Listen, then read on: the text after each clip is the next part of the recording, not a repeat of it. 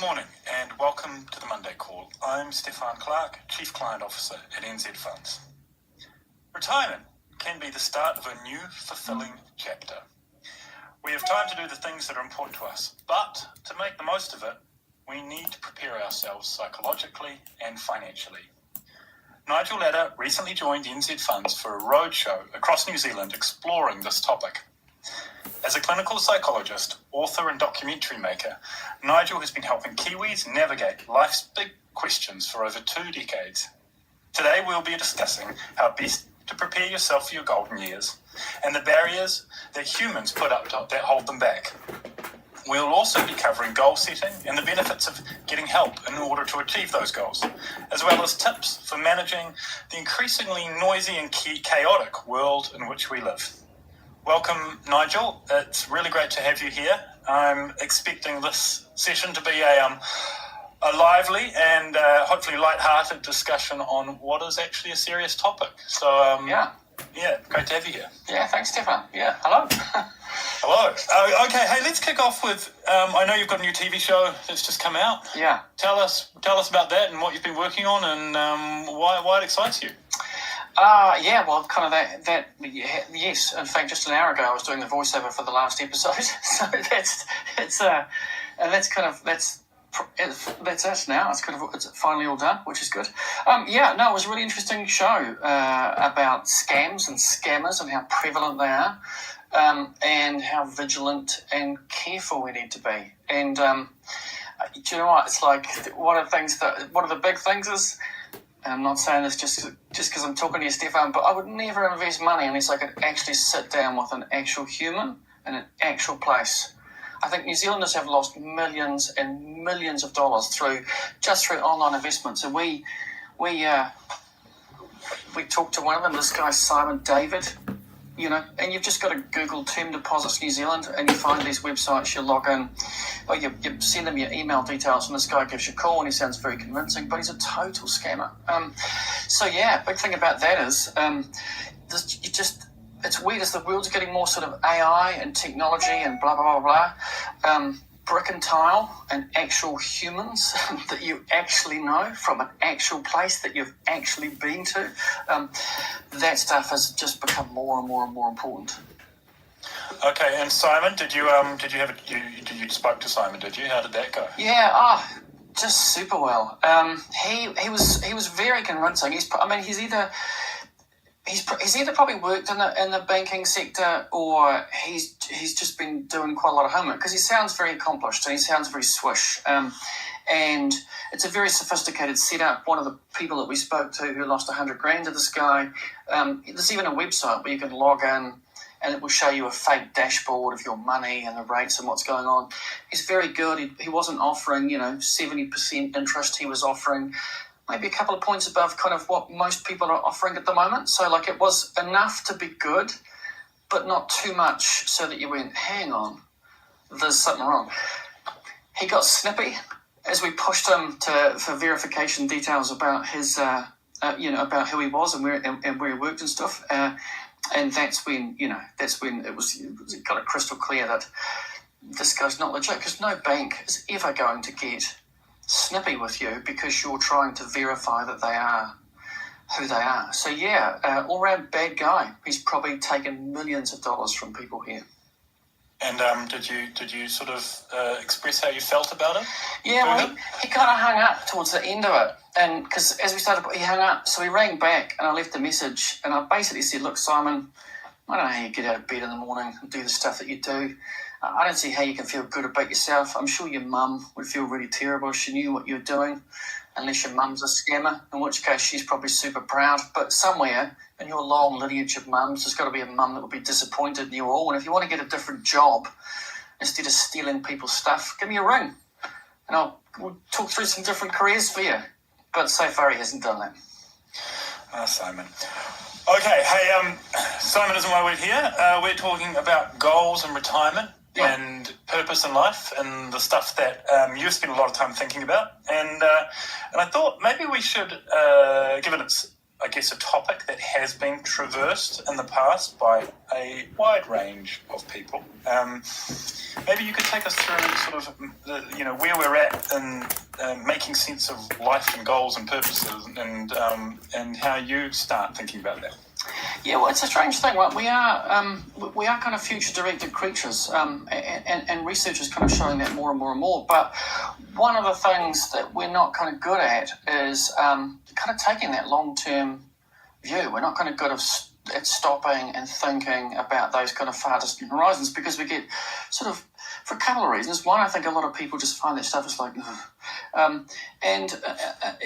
often it feels too difficult. And we're kind of not used to thinking and planning that far ahead. So we all kind of act as if we're going to live forever.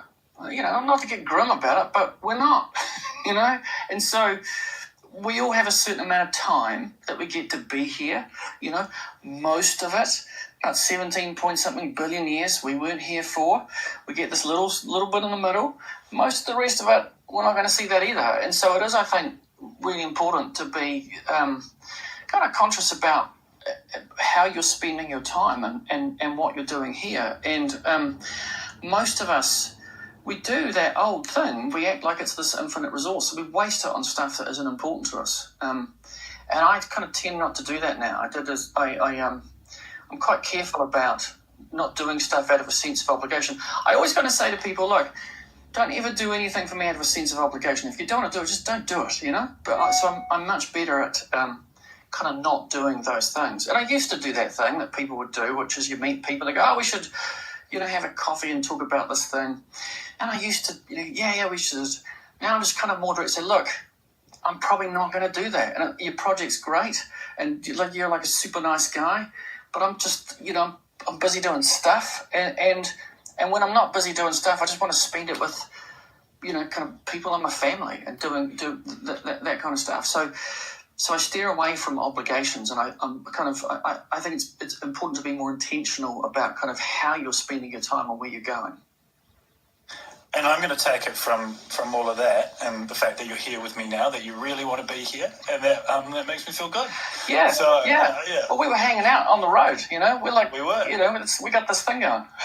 We got this thing going. Okay, so philosophers have thought about this a little bit. Yeah. Take us. What are they thinking, and is it helpful for us in terms of what we are thinking now? Yeah. So the interesting thing is, like, those big kind of questions about why are we here and where are we going. Like, lots of smart people have spent a lot of time thinking about that, and so we don't have to kind of go and reinvent the wheel. And it kind of goes all the way back to. I mean, lots of cultures have thought about purpose and meaning and why we're here, but, the Greeks had their thing. And then, the Stoics, and Stoicism is kind of big again now. And I think it's big again now because Stoicism is a really good kind of approach to a world which seems quite chaotic and uncertain. Because kind of one of the central tenets of Stoicism is this idea that almost everything that happens to us we can't control, but the things that we can control are our thoughts, our feelings, and our actions. And so Stoicism is about just being more intentional on what we do with that kind of stuff. So the Stoic stuff, I think, is making a bit of a comeback. But there's been, other stuffs too. The existentialists, they were just like, we're just doing stuff. There's no kind of point to it, but that's fine. And then the nihilists came along and they were like, it's terrible. It's just a big empty nothing and it's grim. And I like the absurdist, the French Albert Camus, who basically said, it's all absurd. And you could just see French philosophers doing that, just sitting in some cafe somewhere drinking coffee and talking about the absurdity of life. And then we shifted out of, kind of philosophy and psychology have a lot in common, because it's a lot about trying to understand who we are and how we do stuff. And so I think lots of those philosophical ideas are really useful, but that kind of led into the more kind of research pragmatic stuff of the modern world. And we now kind of have a different understanding of kind of who we are and the stuff that motivates us. So we used to think that we were fundamentally kind of creatures of our past, in the sense that, we build our future out of the past, which is sort of true, but not completely true. And now what we know is that we are basically always thinking and projecting kind of forward into the future. So, just as one example, memories we've tended to think of memories in the past as just being something that goes into a filing cabinet in your brain. So something happens, you put it in a filing cabinet, and for whatever reason, when you need it, you pull this memory back out, and here's this thing that happened, and now I'm going to think about what that means and go forward. And it turns out that's not what we do. What we do is memories come in, your brain basically splits it up into different bits, the kind of the what, where, and when stuff. And then when you need it, it goes and it takes those separate components and it puts them together, but it doesn't put them together perfectly, right? So we all know that memories aren't perfect. So it uses that kind of part, it sort of metabolizes that past experience to try to figure out what to do next. And so that's when, you're talking to someone and they swear something happened that it didn't. And so, I met a woman at a motel once checking me in who was convinced we went to a Springboks game together. It's like, no, we didn't, because I've never been to a rugby game in my life. Like, I know that for a fact. But she was absolutely convinced that it happened. And that maybe your memory was wrong. Well, I have wondered that. It's like, maybe I have been going to Springbok game for years and just not knowing. Maybe that explains those large blank periods of my life. It's like, you sort of wake up and what happened? But I know it's green and black and I don't know. Yeah. So there's all of that sort of this idea that we're pushed out of our past. We're not really drawn into our future. Our thinking is always future focused. Emotions aren't just a reaction to what's happening to us now. Emotions are a way to kind of propel us forward into future decisions. And so if you take if you damage a part of a person's brain where emotions are formed, those people find it almost impossible to make a decision. And so even though we kind of think we make rational decisions, we sort of do, but emotions are part of that thing. And so, people who suffer from anxiety and depression, one of the things that happen, it's not so much about the past stuff that people need to sort out. It's that for lots of different reasons, their brain is making predictions about the future that are quite grim or that are quite anxiety provoking. So it's about trying to change the predictions that your brain is making. So we are always thinking about what to do next. That's why we can react to stuff so quickly. It's why sometimes you can just be doing nothing and you have this, you think, you have an idea about how to solve a problem. And that's because kind of when we're doing nothing, these strange parts of our brains just hum in the background. They start to power up, and it's things about memory and self and purpose and meaning and all those sorts of things. And that's why just kind of out of the blue sometimes you could come up with an idea going, no, I could do that thing. It's because brains are like ChatGPT. They're always trying to predict what the next thing is.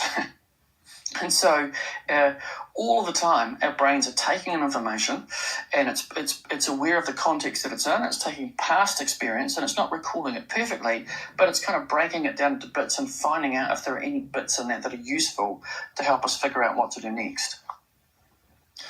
And so after the absurdists, things have moved on, and people are, by my understanding, is there's kind of a new school of thinking about understanding how we respond to the past and use that to the future. Can you take us through how that fits in? Yeah, so about, for a long time, what psychologists did is we basically looked at misery and to help people. We went, right, you're miserable, let's look at the misery of that.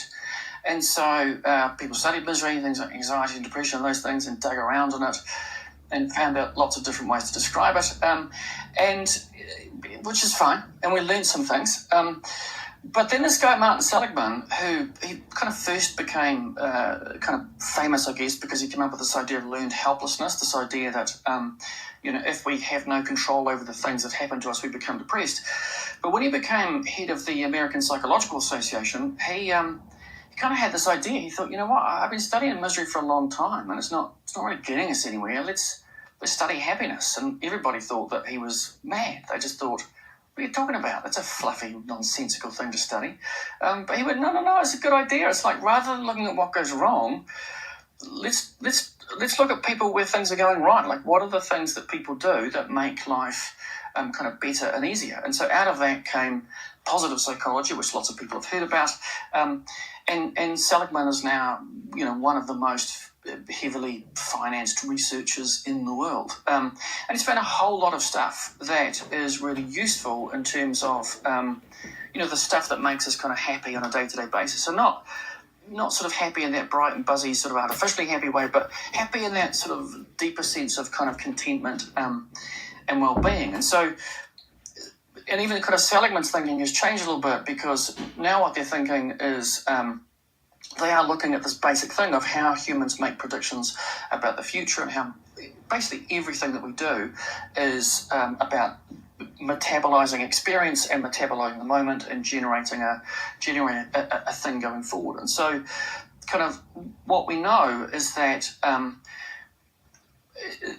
how we kind of the plans and strategies and visions, all that kind of stuff, that works because if you start thinking about that stuff, then you're navigating towards that. Not that annoying, stupid way that silly book, The Secret. You know, The Secret. And basically, if you want a Lamborghini, you've just got to ask the universe. And like, if you ask it really hard, the universe goes, yeah, right, you can have a Lamborghini. And if you don't have one, it's because you just didn't ask. Like, that's all nonsense. But the reason that people come up with strategies and plans is that orientates your thinking in a certain way. So we tend to go where we look. And so if you are struggling with anxiety and depression and you're making predictions about the future that are kind of driven by anxiety and depression, then the future is grim. And that's why people kind of feel bad. And so it is about being more purposeful about the stuff that we're navigating towards. And, you know, then and on top of that, there's the fact that actually we're not very good at analysing data and thinking about stuff. Like, we think that we are. But again, there's a psychologist who's spent their entire careers just proving that humans are not very good at analysing data, and we're not very good at making some of those decisions. And so what we tend to do is we make decisions which aren't based on the data and the evidence. We make decisions that are based on kind of fears and biases and all those sorts of things. And so, you know, if you look at what happens when people are making financial decisions about the future, if you orient people to the future and then ask them to make a financial decision between high and low risk, they'll take the low risk. And what seems to happen is, even though we're generally optimistic about our future, once we start thinking about making financial decisions about the future, we start to see possible threats and worries and those sorts of things. And so people tend to go for the lower risk strategies. And that's fine. But actually, if you're a young person just starting out, then you've got a whole lot of time to be thinking about managing risk over time. And so you can be kind of adopting a higher risk strategy, which is the income versus growth stuff. My son is just starting out work, and he's in a KiwiSaver scheme, and I said to him, which one? He went, I don't know. I went, no, but what? He said, I think it's the safe one. I went, oh, you mean like the income, like the income one? He said, yeah, the one without not the share market, not that jaggedy up and down one. He said, I don't like that one at all. And so I said to him, well, yeah, okay, fine, but the safe one, that's great, but like it doesn't, not a little up and down, but it's a very flat line. So you're 23. When you go to 65, you're going to be here. The other one, even though it does a little bit of the jaggedy up and down stuff, it ends up in quite a different place to this one. But it's just hard for him to wrap his head around the fact that, those kind of mathematical concepts like, the average, it's just hard for people to wrap their heads around this stuff. And so he kind of feels more like the best bet for him is to stay in the safe plan, even though when he's 65, it's going to make a huge difference to him. And people do this stuff all the time. We like the little up bits of the graph. We don't like the little down bits of the graph. And so that's where I think it's difficult. It's difficult for humans to make really good decisions based on the data, because even though we think we're good at that stuff, we're just not. It's all. We need help. Well, I guess what you're heading on is exactly the world in which NZ Funds and the financial advisors we work with exist, and helping clients understand, what the right level of risk is for them, where to find the right balance and over what time frame. and what levers they have to pull to achieve their goals. And so there's a whole bunch of really interesting questions that kind of come from that to make the most of someone's assets to get them to their goal, and also to make sure they stay the course along the way. And there's a lot of psychology in there. But there was something in there that I thought was really, really interesting. You talked about orientating yourself to a goal. And what does it mean to you? Because for me, and I'm just speaking personally for a moment, if I don't have a goal, I don't really know where I'm going at all. So, goal setting, and even if you can't define it precisely, it's like a magnet. It pulls you towards there, I hope it pulls me towards there. Yeah. So how do you think about that? And is it the same for you, and is it the same for other people? Yeah, so I've always kind of taken the approach that I want to drive the bus, right? I don't want to be kind of a passenger and just let the wheel decide stuff for me. And so there's a lot of things that are completely out of my control, but there are some things that are within my control. And so I've always been kind of thinking about kind of where am I now and where do I want to be kind of further on down, and how do I do stuff to make that happen. And so it's the interesting thing about goals, and this again came out of kind of Seligman and all the research that those guys have done. It's goals are, and having a vision for the future is an interesting thing because there's some little catches in there. And so if your goal is like, I don't know, I want a super yacht, right? That's your goal. I want a huge yacht, and I want to park it down on the harbour there, and I never want to go on the sea. I just want to sit up in the back and read a book and have people walk past and go, man, that's a nice yacht. So if that's your goal, that's fine. But if all that you do is that you just imagine that goal, right? You sit on your couch, you go, it's super yacht, people walk by me. That's a little bit of a trap. So you have to do more than just think about where you're going. Because if you just think about where you're going, what your brain does is it gets enough of a hit of the good chemicals just from imagining it. And it doesn't want to kind of get up and do anything else. It feels like, oh yeah, that was a good day. Did some imagining of the yacht. Nice sunny day. I know what the upholstery is going to look like, all that kind of stuff, and you don't actually start doing stuff towards it. So there are some things that you need to do over and above just I want that. You have to do some kind of specific things around it so that you're more likely to get there. But the first thing is to have a plan, and what we know across all kinds of spheres, financially, in terms of physical health, pretty much everything. If you have a plan, you tend to be better off further on down the track than people that don't have a plan. Because if you don't have a plan, you just go, oh, well, things will happen. And things will happen. Like, that's the nature of it. Stuff absolutely 100% is going to happen. It's just that it's less likely to be the things that you kind of want to have happen, and you're less likely to end up at that particular place that you want to go because, you don't have those little steps along the way. And we all kind of know this. But it's one of those things that people go, yeah, I know that. Okay, but so what is your plan? And when you think about this kind of stuff, it's about what is your plan for life, and what is it that you want to do? Because, fundamentally, money is about it's about kind of freedom and opportunities and those sorts of things. And so, essentially, kind of how people spend their money really reflects people's values and the things that are important to them. And I remember years ago, we made a show and we talked about money personalities, and so different people want different things. Some people want security, like that's the thing they value the most, and that makes them feel good.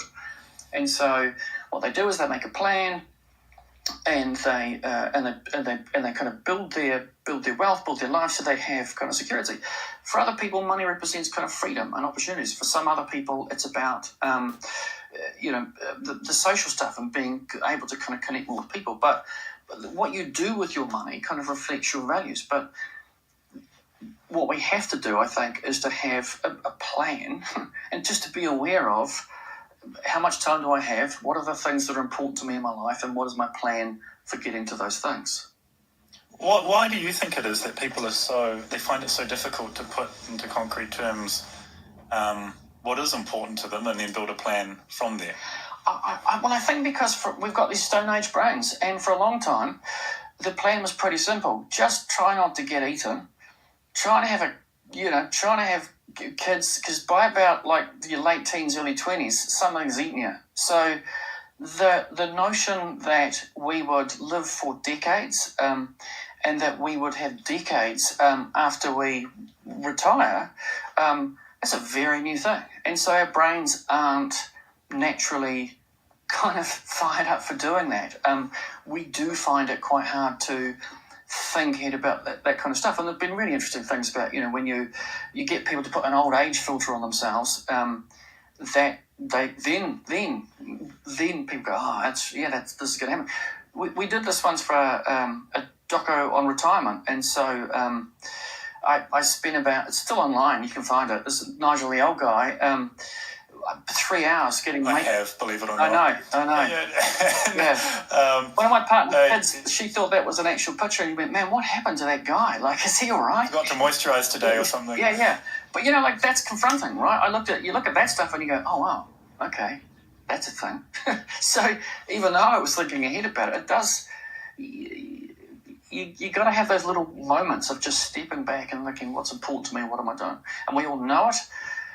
We just don't often do it because it's like, I'll do that later. I'll do that next week. Yeah. The other thing is they're busy, and you're busy being busy.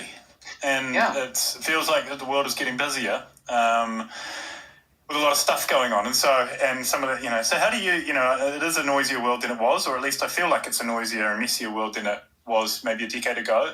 Is that just perception, or is that reality in your mind? And how do you think people who are trying to plan for their futures should cut through all of that noise and focus on what's important to them? Well, in some ways the world is quicker, but in other ways it isn't. Like the sun still comes up and it still goes down, and we have about it goes around the sun, the moon goes around the earth goes around the moon as many times as it does. But I think that what's happened, particularly in the last few years, is that because as we've come out of COVID and the pandemic and all that kind of stuff, everybody's kind of nervous systems have had a thoroughly good ratcheting up through all of that stuff. And we've kind of come out into a series of events. It just seems like a relentless kind of series of events that people are dealing with. And it does feel like there's a lot more pressure on people. And so I do lots of the stuff. You go around the place talking to lots of different people in lots of different industries. Everyone is struggling with the stuff. People feel more burdened, feel more stressed. They're kind of busier, trying to make ends meet, trying to get stuff done. All within this great hovering uncertainty. If you live in Auckland, if it rained, it just used to be rain. And now it rains and you get rain stress. And so I think there is a whole bunch of stuff that is... that are making people feel kind of more pressured. Just in the last few months, you've got AI starts rolling out through the world, and it's probably the single biggest thing that I can think of for quite some time that have made people think, here's a thing. This could be, I know what this means. And so I think there's a lot happening that people kind of have to get their heads around. And it is difficult to kind of make time in the middle of all of that for that important but not urgent stuff. That Stephen Covey is, because it's good stuff, right? It's like, this is important, but it's not urgent. And so because we're humans, we just focus on the urgent stuff and we don't put time aside to think. It's really good to have time literally to do nothing, like just to stare off, I don't know, into the trees or the clouds or whatever, and just coast for a bit. I literally have left jobs because I just got so busy doing things, I didn't have time just to sit and ponder and let your mind kind of roam. And those are the moments when you kind of tend to have those kind of bigger ideas. It's that breakthrough stuff that I was talking about before. So you kind of have to prioritise just pondering kind of the meaning of life from time to time, because that's where you stop thinking about emails and phone calls and this and that and the other, and you step back and you go, I need to actually think about what I'm doing. Like I'm 56, so that happens, and you go, okay, like everyone has a time, and I need to be, even more clear and even more intentional about what I'm doing with my time.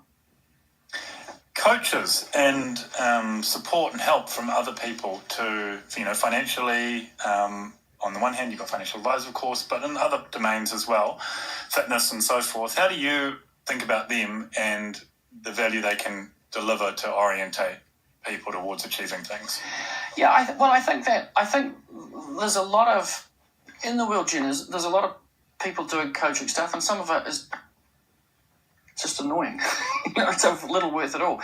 But the value of a good coach, the value of a good mentor is enormous, right? No one does anything by themselves. Everything is a kind of a team-based pursuit. And so having a team of people that you are talking about the stuff that's important to you and goal setting and steps, all of that stuff is really important.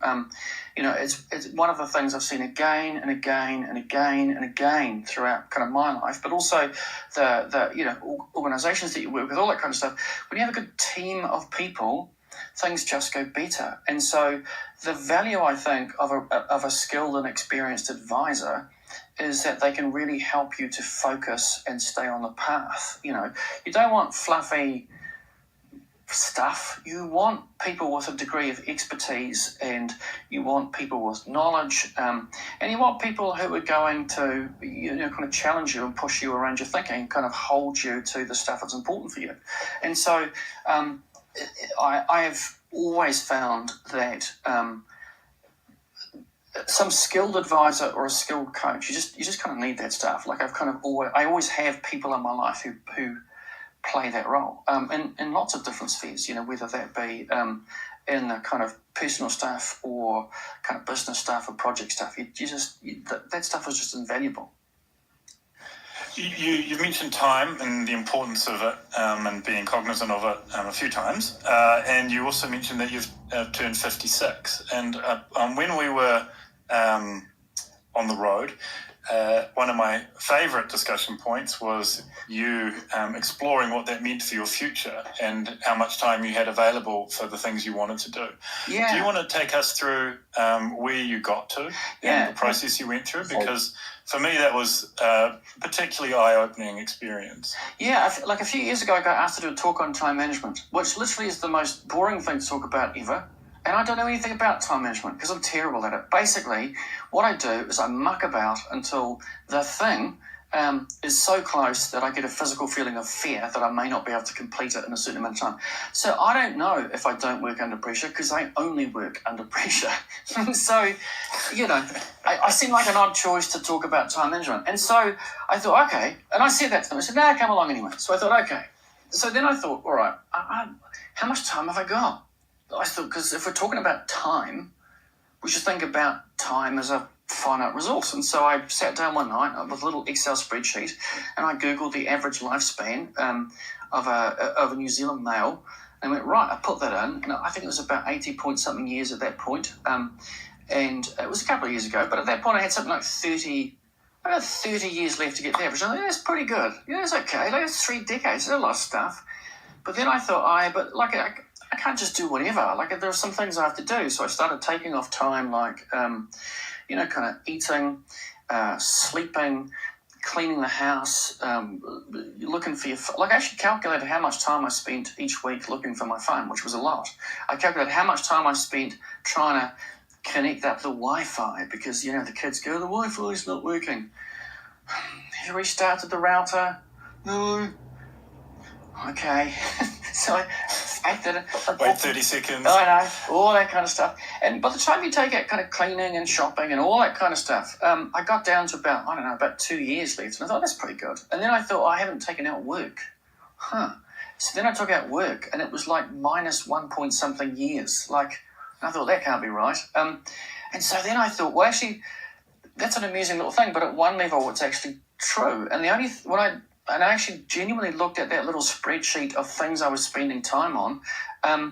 And the only thing that I thought I could claw back time on was basically just bollocks and obligation stuff, the stuff that you do that you don't care about, that's not important to you, that you do at a sense of obligation. So that was the thing that kind of really sharpened me up on thinking about how, doing things because I want to do them versus I just feel like I should. And at the end of that, I got left with something like 17 weeks between kind of that point and when I died to do whatever I want. And it's not ever a 17-week block because, that 17 weeks is spread out through all of those other things. But it did make me think that there is there's a number and we all have one. And we act like it's not going down, but it is all the time. And so we need to think about kind of where we are in our little spreadsheet and the stuff that we're doing and what's important to us. And so I do think it's important, to be really clear about that and to not do stuff out of a sense of obligation. And I mean, we all have to do some stuff out of a sense of obligation. Like you can't you can't just do whatever you want, whenever you want. But there are some things that you go, yeah, I'm not going to do that. I'm just not going to do it because it's not important to me, so I'm not going to do it. I'm going to spend that on things that are important to me, which is like time with my partner, time with my kids, or those sorts of things. So you're not mowing the lawns anymore, I take it? I don't do like the outside. I don't like the outside. I mean, it's fine. It's out there now. I don't know. Like, it seems good. I'd love to live in an apartment because we basically do. We live in a house with a deck and there's a garden. We never go out in it. Like, a guy comes and he mows it and the dogs go out there, but I don't know what's going on. It's nice. I got nothing against it. I just don't want to have to waste time on it. And I know that for some people, gardening and mowing the lawn is stuff that they enjoy, right? They like it. It brings them joy. That is great. And that's good. Like, I'm not saying my version of what's good, we should do that. But I think you do need to think about what are the things that are important to me. And so for me, spending hours it'd make economically more sense for me to spend time in the garden, I guess. But then there are other things I can do with my time that I think are going to be better for me personally and pay off better in terms of the time that I'm investing in the output I get of it, and not mowing the lawn or the hedges. Yeah. A lot of people waste a lot of time on social media, and I've heard you speak. You have some views about the benefits to society of social media. None. Where are you at in your thinking there? Is none? Yeah, none. I mean, it's just it's a silly thing. I think there's a couple of things really. Often what we do is we use it as an opportunity to present our best lives to people. And there are those just super annoying people that just show this amazing doctored view of their life, which is completely false.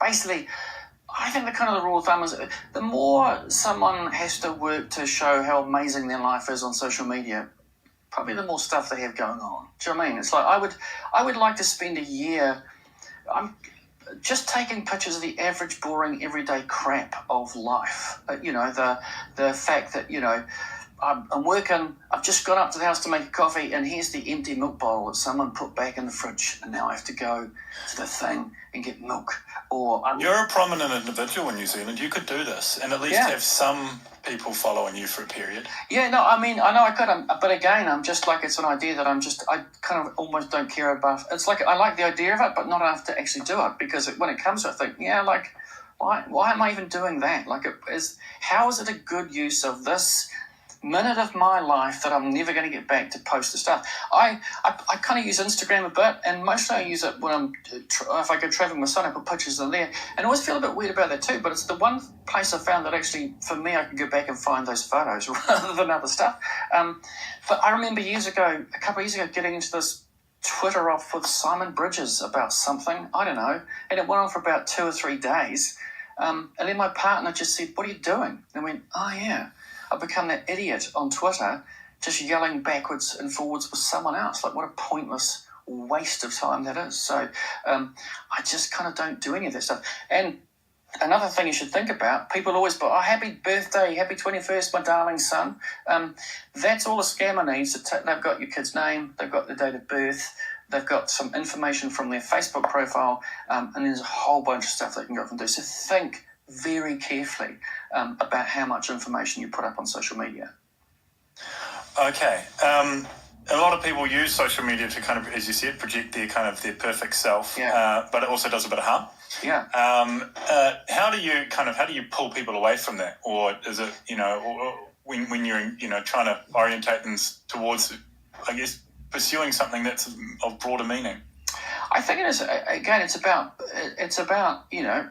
like at different times we all look at that stuff, but it is about from time to time stopping and thinking like, how much time is this really worth my time? When you're in that, you get into those Facebook and someone goes and you go and you're going backwards and forwards. Nothing good comes from that. No, I'm not sure if it's ever happened that anyone's going, yeah, that's a really rational and good point, and I'm going to change my worldview on the basis of that. We basically just kind of yell stuff backwards and forwards. Like, it's a great way to communicate with, in those smaller groups of when it's your family stuff. It's a great way to do that stuff and share photos, all that kind of stuff. It's the really public stuff. It's the, people who spend their lives trying to be influencers on Instagram and you're not influencing kind of anyone. Do you know what I mean? It's like, ultimately, I think a lot of that stuff is just hollow and empty. and unimportant. I mean, I think the closest I've come is kind of LinkedIn, which is much more like social media for grown-ups and people are respectful and they say interesting things. But most of the rest of it is just a nonsense. It's just people bragging about their kids. And no one wants to see you brag about your kids. No one ever wants to read anyone else's bragging about your kids. You just don't. No one wants to. People go, oh, yeah, that's amazing that little Jimmy got first in the trumpet competition. Like, little Jimmy's grandma wants to know, even his aunts and uncles, they probably don't want to know, but grandmas and granddads, they certainly do. The rest of the world, they don't care. So those people that are constantly putting this on, here's my amazing family, it's not useful and it doesn't help anyone. And I also think you have to be really careful about the stuff you're putting up about your kids, because you're making decisions about putting their pictures and their stuff up there on the internet. And that's not great. I've always been really careful about doing all of that because I just figure that's a decision for them to make later in life. I don't want to put that stuff up there for them. Okay, back to retirement and thinking about how we prepare ourselves. So we've canvassed, I guess, we've talked about the importance of time and time management and thinking about, working out what it is that's of value to each individually. The importance of, putting a plan in place and getting help around you. And whether it's an advisor or some other person who's able to guide you and support you in, sticking to your plan or staying the course or whatever it happens to be. And then there's this kind of challenge along the way, which we all come up against, is sort of a resilience question. Yep. And staying that course. And you mentioned earlier that people, there's rain anxiety, as I think it's called, or when you think about, resilience generally, it's got a hot word at the moment, but what do you think about that when it comes to putting in place something for the future and, building from there and then overcoming the setbacks as they come? Yeah, I mean, it's the basic stuff about, you try to eat as good as you can and sleep and all those things and exercise, but I hate it when people say, well, you should just exercise more, because I just think, yeah, I'm probably not gonna.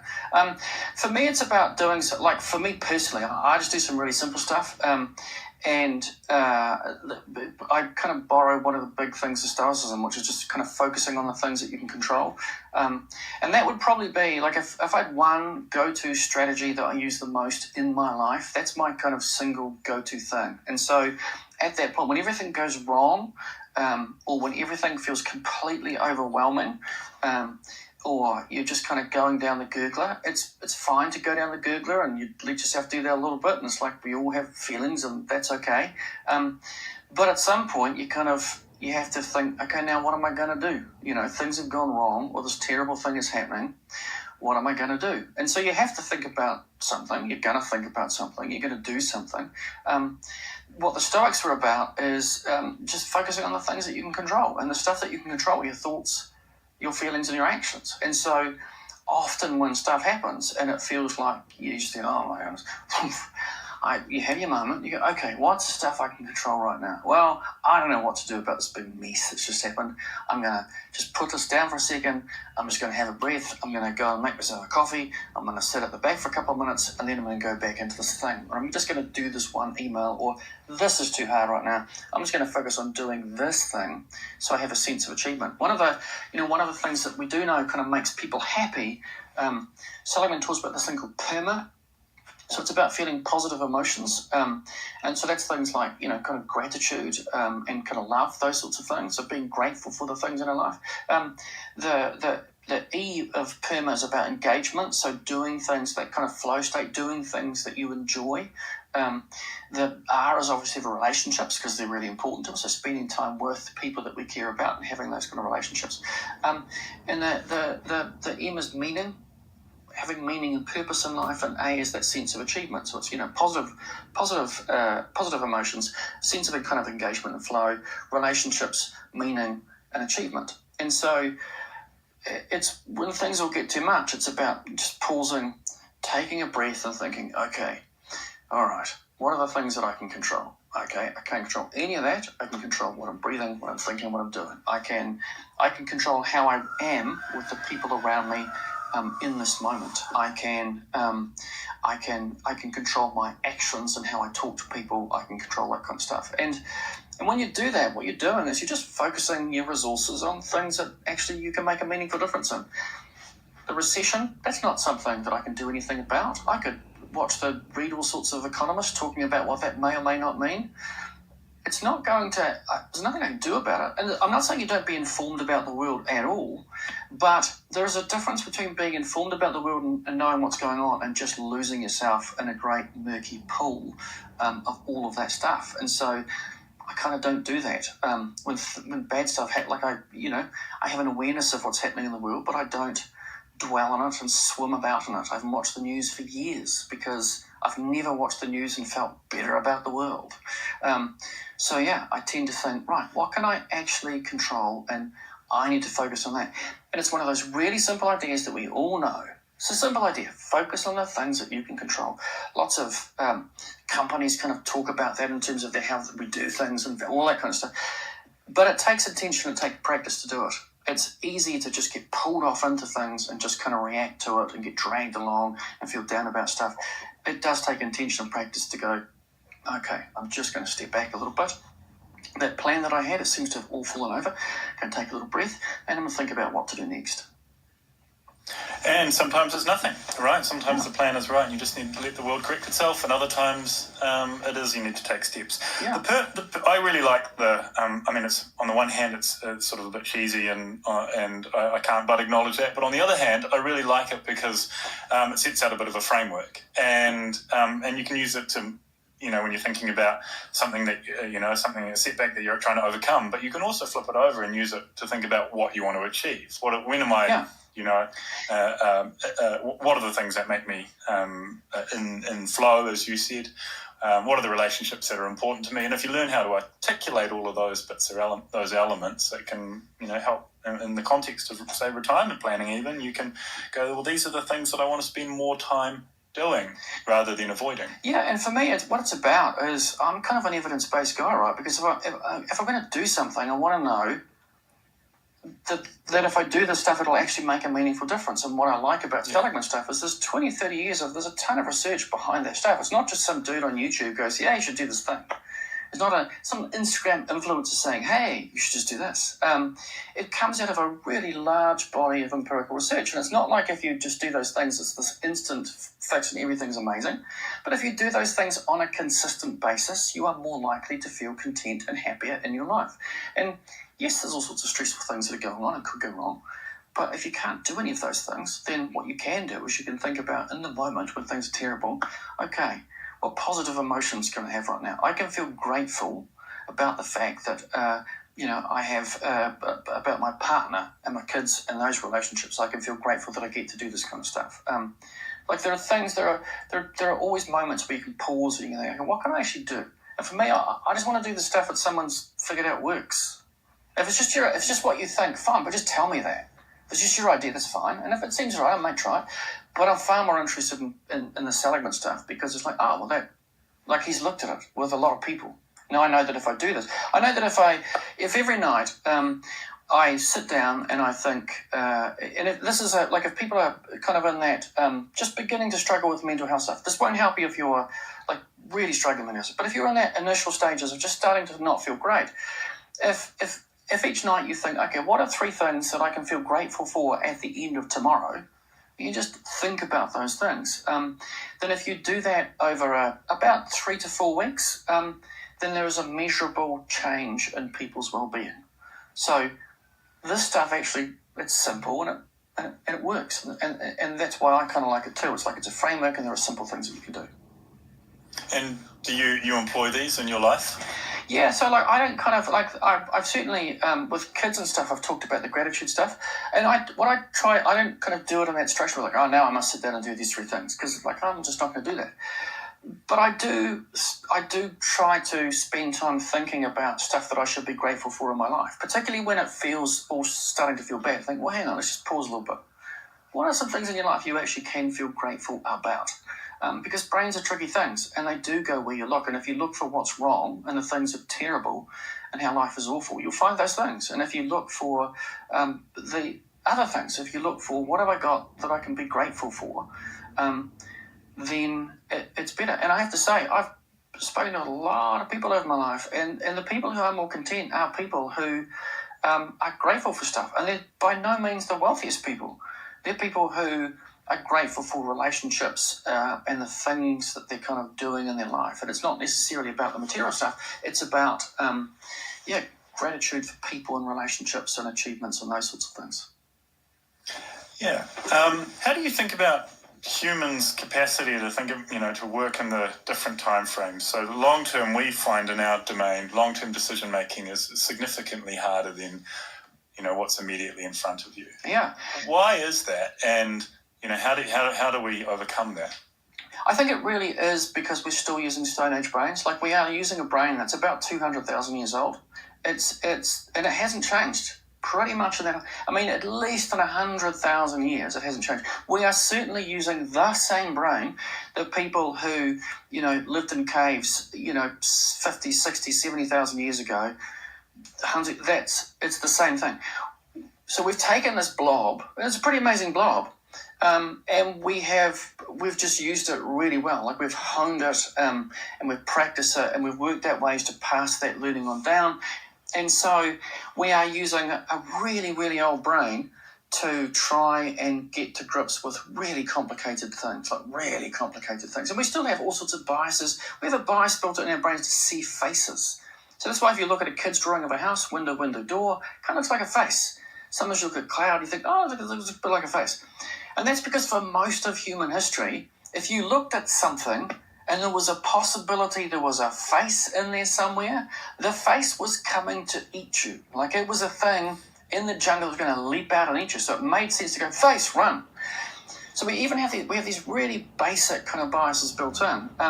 So when we're asking our brains to do really sophisticated, really complex things like plan for retirement, think about what will be happening 30 years from now, think about interest rates and graphs and returns on investment, all that kind of stuff. These are really abstract and complicated things. And so that's why I think that stuff is quite difficult. And no matter what we all might like to think about ourselves, like brains, we just want to avoid friction. Stuff that's difficult, we're just less likely to do it. And things that are easy, we're more likely to do that stuff. And that's, again, Stone Age brains. Friction means your brain has to work that consumes energy. And we're kind of programmed to try and save energy. So that's why we make assumptions and all that kind of stuff, because it just saves energy. So it does take intention and focus and energy to sit down and think, okay, what is the long-term picture? Where am I going? What's important to me? And how am I going to get there? And you could do that next week. But what happens is we just keep going next week and next week and next week and next week. Or we make a plan and we don't revisit it and we don't think about it. It is really about, we're just not made to think long term. We don't do it naturally. And so we do need to be intentional about it, and we do need to kind of have a plan and revisit. And that is where I think coaching and advisors can be really useful, because they can be a way to sort of hold you to a path or ask those questions because they're outside of you. That's the best thing about them. A degree of objectivity, and also, I guess, obviously I'm more familiar with the financial space, but there's a lot of energy and research has gone into ensuring the right questions are asked and the information is processed in the right way to overcome those biases.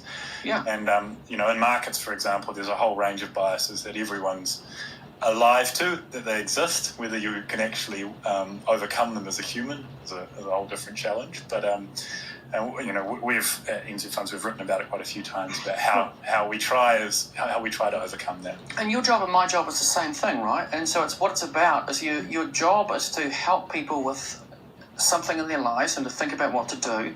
And the approach is the same. You want to do that based on some evidence, and you want to do that in a way that's ethical, and you want to do that in a way that follows principles, where the principles are clear to people, so that you can actually make a meaningful difference in people's lives. And so fundamentally, kind of what I did in the clinical stuff and what you all do, it's the same. It's exactly the same thing. Yeah, which is a beautiful moment to end our call on, Nigel. Thank you so much for your time. It's been lots of fun. The road trip was heaps of fun too.